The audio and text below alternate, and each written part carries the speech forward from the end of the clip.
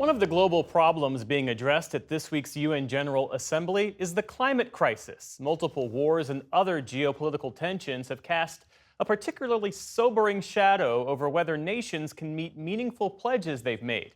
But tonight, a more optimistic conversation about what individuals can do. Amna Nawaz recently spoke with marine biologist Ayana Elizabeth Johnson about her new book, What If We Get It Right? Ayana Elizabeth Johnson, welcome to the News Hour. Thanks for joining us. Thanks for having me.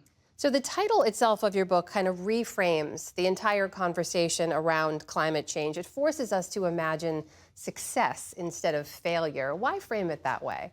I don't know if it's success so much as possibility, right? What if we get it right has a question mark at the end of it. And I feel like at the very least, we should not assume failure and acknowledge that getting it as right as possible absolutely matters. This is not apocalypse or paradise. It's really like, how close can we get to paradise? You start the book with this question. You say that you're most often asked at parties when people find out what you do. I'm going to use the safe for TV version here. The question is basically, how screwed are we? So what do you tend to say when people ask you that? Well, we're pretty screwed unless we all roll up our sleeves and do something, right? I mean, the place where I learned to swim, the waters off of southern Florida reached 100 degrees Fahrenheit last year. Those are literally hot tub temperatures. Coral reefs cannot survive that.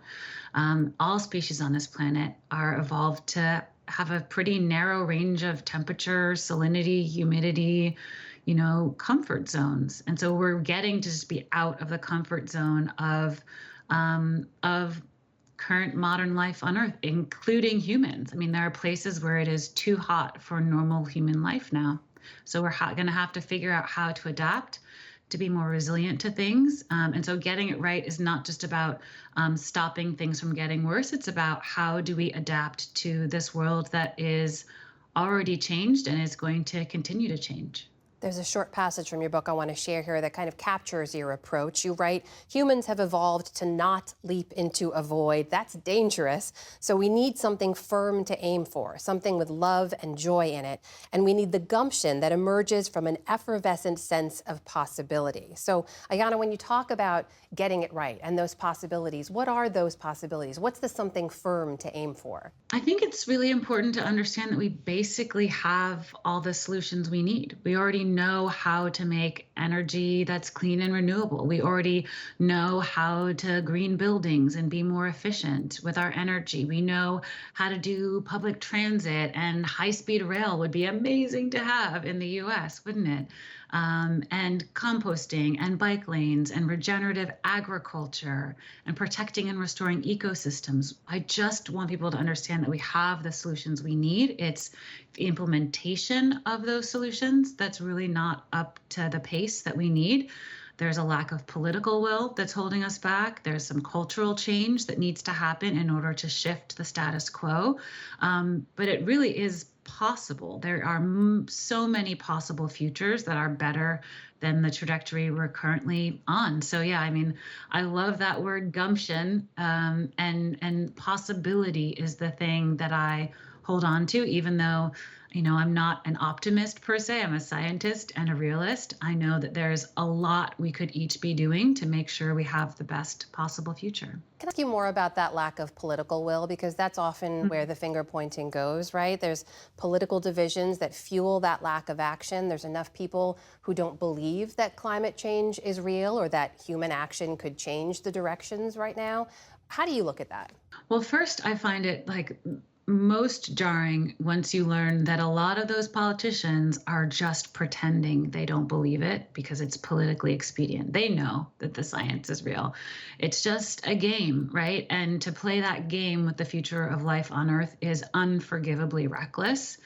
But I think the opportunity in there is we don't even really have to talk about the climate crisis in order to agree on the solutions. So, for example, it is Iowa and Texas that have the most wind energy in the United States. And that's not because there's a bunch of hippies running around. It's because it makes economic sense. It's because they're good jobs.